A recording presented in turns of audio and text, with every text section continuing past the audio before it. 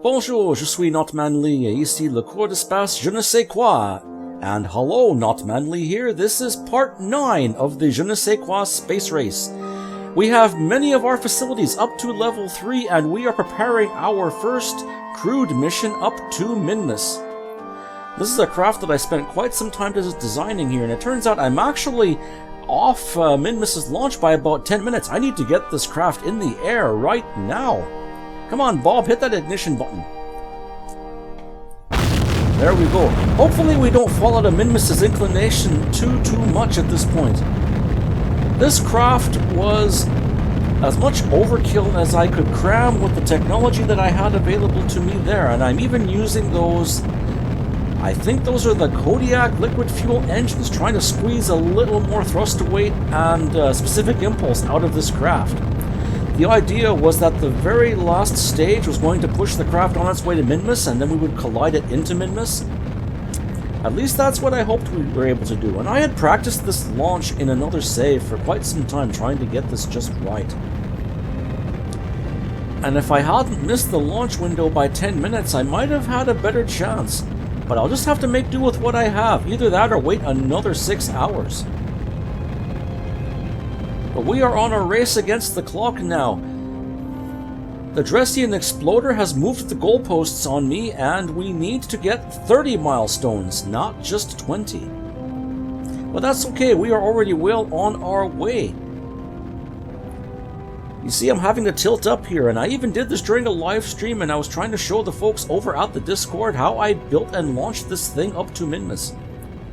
We do have a crewed milestone contract active. It is to orbit Minmus, not to land on Minmus.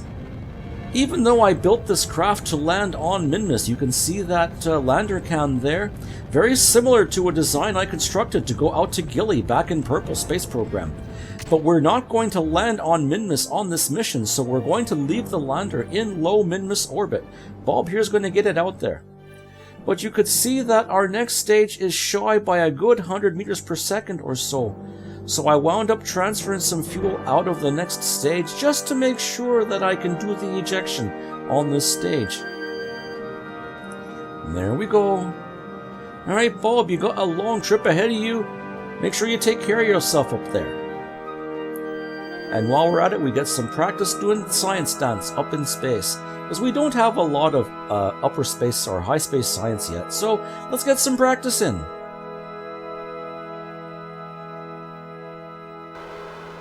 Here we go. We are trying to line up so that we collide that stage with the surface of Minmus, again trying to avoid space junk if we can. And since we're not going to use that monopropellant to dock, we might as well use it up here. Bob's got a long trip ahead of him now.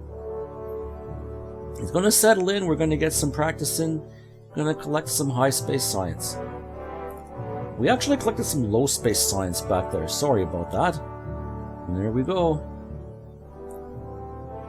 Now if you notice a couple of design problems with this craft, be sure to leave them in the comments. I'll tell you about them later. In the meantime, we have a story contract to explore the moon, and we need to rendezvous 2 vessels in orbit. We've got some satellites up there we can do that with. And we need to return from moon orbit. We also have a milestone contract, first crewed orbit of the moon. And we're going to use a similar design for that Minmus launcher to send Roberta Lynn Kerman up to lunar orbit. We're going to pick up also automated sample return robotic rovers for both the moon and Minmus. Here is me modifying the Minmus mission craft. Since we're carrying a lot less mass, we'll end up making this thing suitable for a lunar orbit mission. There we go. And we're still reconditioning the launch pad from Bob's launch, so we're going to end up launching this thing from the spaceplane hangar and from the runway as soon as we complete these modifications here. There we go. Here's the spaceplane hangar. Look at the Delta V count. Yeah, we should be good to go. Get aboard there, Roberta, and it will take a few days plus a lot of overspending to get this craft fully constructed. In the meantime, we still have excess funds, so we're going to get the spaceplane hangar upgraded, the vehicle assembly building upgraded, the astronaut complex upgraded, and even the poor guys in the admin building, we're going to get them upgraded too. And there we go. Strapped for funds. We end up spending extra to accelerate the construction of that moon orbiter as well. Time to send Roberta Lynn Kerbin off to low lunar orbit. Same design, but this craft seems a little wobblier than the one I sent up to Minmus. You think it would be a problem, because I'm carrying less mass, but you can see those stages jiggling away. I quickly turn on auto strut there, thinking, what in the heck is going on here? I must have forgot to put struts back after I rebuilt that upper part of the stage or something. I don't know. But that's okay, we do manage to get this thing off the ground and up to low Kerbin orbit. Not bad at all. This design is going to serve us well for sending craft up to the Mun and Minmus that are especially heavy, like these command pods. There we go. And Roberta's racing for her life. With those stages discarded, the rocket becomes a lot more stable. Not bad, a pretty efficient launch for what it was. You can see how much delta V we got after we get up there. No, could have been better, you know. 500 meters per second to close our orbit, but that's not bad. We've done a lot worse in this series trying to get craft up to low Kerbin orbit. Come on, Roberta, you can fly this thing.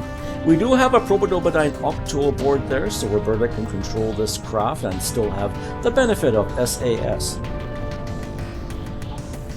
We're going to just get the craft just periapsis within the atmosphere before we eject that stage, so that it will burn up in the atmosphere. We don't want to leave any space junk once again. We are getting better at our deployments. And this last little bit, yeah, there we go. We've got 1800 meters per second and change. We should have enough to eject out to the moon, do some course corrections, and be able to discard this stage and have it crash into the moon's surface. Again, avoiding space junk. Hey, not bad. Come on. Let's get some adjustments in there. Maybe I should have edited out some of this stuff. Oh well, not too bad. Here we are doing the ejection. Now, notice that we have SAS on, but the SAS icon is missing over on the left. For sometimes when I load, like I do a quick save and a quick load, sometimes that disappears and we end up having, well, no SAS, even though SAS is on. But we do manage to control this craft enough to finish the ejection. I end up saving and reloading so that I try to get that back. There it is. We do the ejection of that stage. We'll just quickly check to make sure that it collides with the moon. Where's the moon? Come on, moon. Ah, there we go. Okay, there we go. That stage will collide harmlessly onto the moon's surface. We'll do a quick course correction so that we don't hit the moon either. That's a pretty high periapsis, but that's okay. We're going to try to rendezvous with one of the satellites we left up there. In the meantime, we'll quickly go to our second small Minmus satellite there. We can't really do much with it. All we can do is try to find one of the anomalies if we can. We don't even have enough delta V to land. That's it, out of fuel. But if we can pass over one of the anomalies, we can at least find out what it is. And hopefully get credit for finding it. Poor little probe. This could have been the impact probe, but hey, why not use it to find one of these things? That looks like a monolith down there.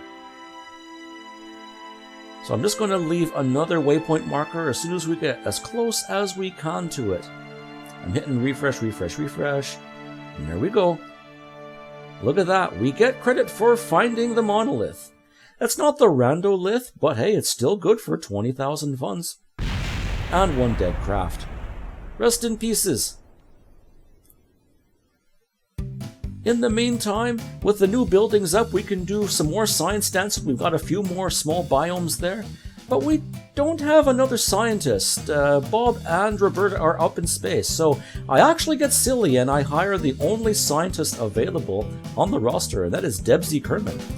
So 93,000 funds later, hey, we got the money to spare, why not? We send Dempsey out to do the science dance, go pluck some science from some new biomes, pick up surface samples. Not bad. And about 2 hours later, we finish up at mission control. No point in showing you the whole thing, you know how this works. And we'll recover it so we can reuse it later. There we go, over 500 science.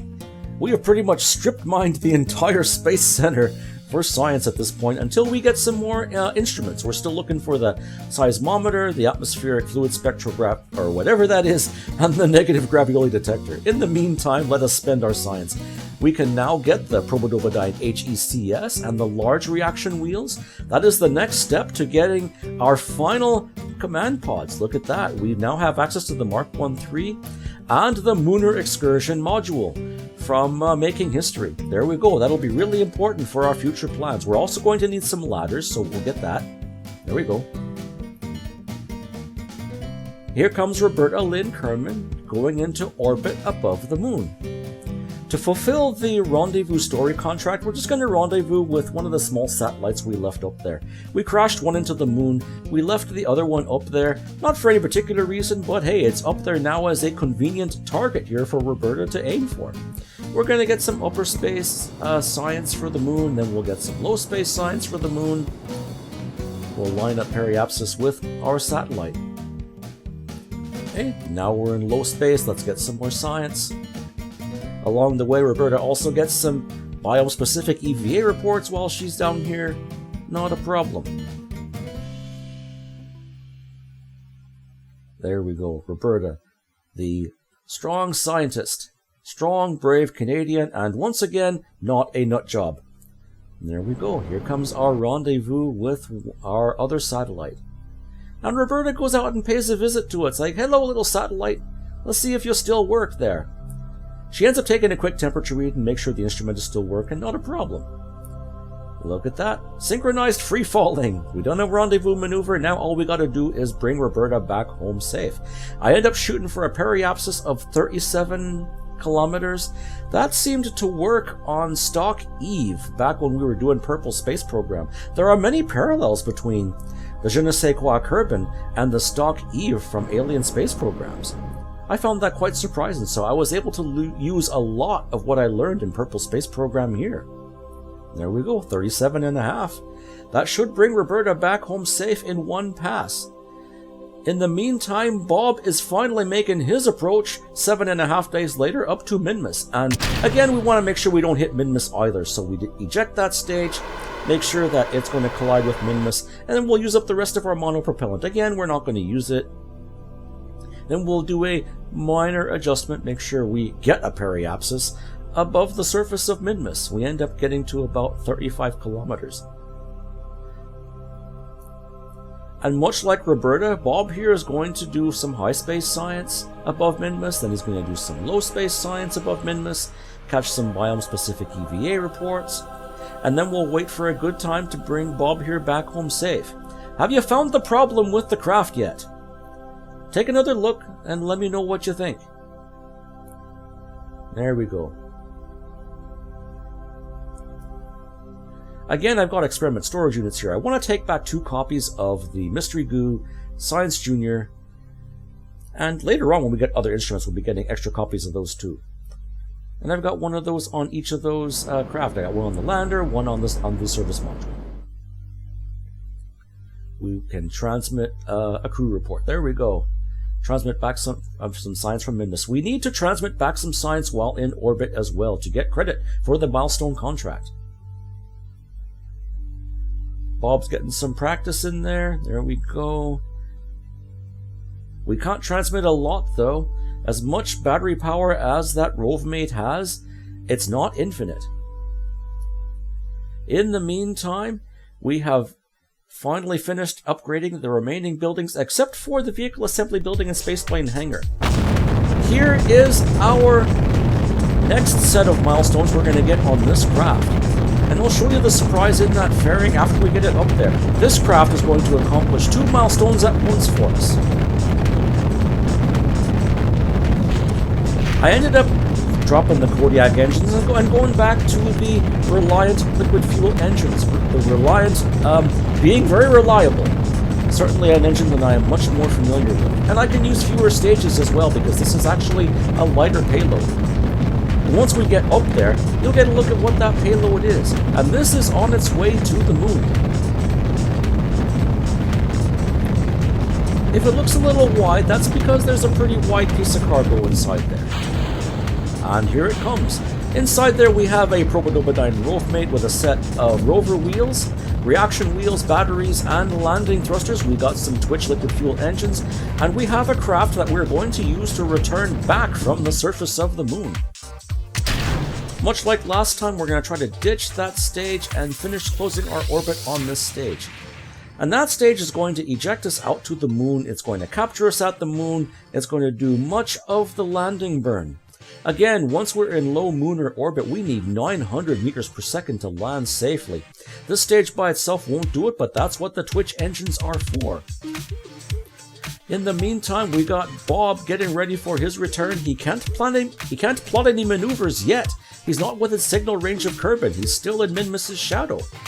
But hey, you know, we're up here. Let's get some more EVA reports. Not bad. There you go, Bob. Trying to scrape as much science as he can from low Minmus orbit. Finally, we get some signal, and we plan our ejection. We're not going to bring the lander back, of course. So the ejections are going to be about the same as the capture, about 280 meters per second. Even better, 240 meters per second. Again, we're shooting for a 37-kilometer periapsis. And we're actually late doing the ejection, but we got to drop off that lander first. I didn't want to just thrust right into it and possibly have it crash into Minmus. So I go off on a direct angle there. There we go.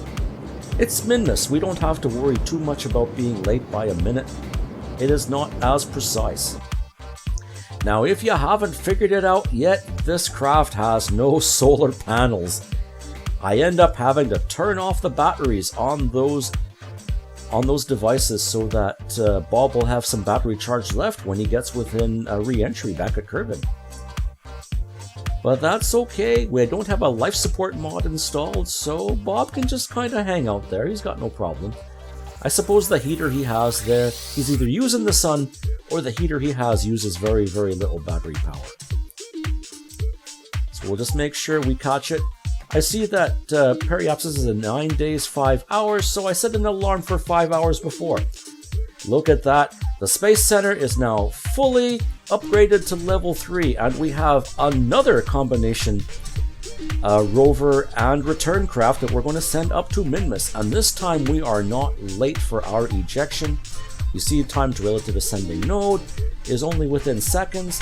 Let's get this craft into orbit. We'll do a quick roll left to get lined up there so we can line up with Minmus's inclination.